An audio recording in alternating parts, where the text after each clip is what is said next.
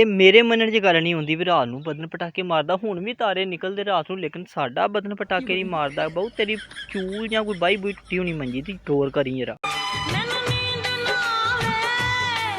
ਤੂੰ ਸਾਰੀ ਦਿਹਾੜੀ ਤੇ ਸੁੱਤੀ ਰਹਿੰਦੀ, ਤੈਨੂੰ ਨੀਂਦ ਕਿੱਥੋਂ ਆਵੇ ਮੈਨੂੰ ਦੱਸ। ਸਾਰੀ ਦਿਹਾੜੀ ਕੰਮ ਕਰਕੇ ਤੂੰ ਰਾਜੀ ਨਹੀਂ, ਸਾਰੀ ਦਿਹਾੜੀ ਸੁੱਤੀ ਰਹਿੰਦੀ ਤੇ ਇਹ ਮੈਨੂੰ ਨੀਂਦ ਨਾ ਆਵੇ। ਨੀਂਦ ਤੈਨੂੰ ਆਉਣੀ ਨਹੀਂ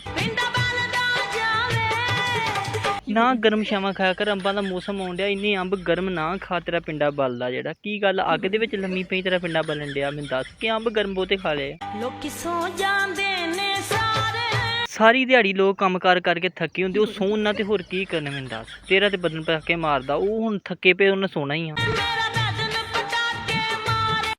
ਇਹ ਨਸੀਬੋ ਚਾਚੀ, ਤੇਰਾ ਬਦਨ ਪਟਾਕੇ ਨਹੀਂ ਮਾਰਦਾ। ਤੇਰੀ ਮੰਜੀ ਦੀ ਚੂਲ ਜਾਂ ਬਾਈ ਟੁੱਟੀ ਹੋਣੀ, ਤੈਨੂੰ ਭੁਲੇਖਾ ਲੱਗਾ ਹੋਣਾ, ਗੌਰ ਕਰ।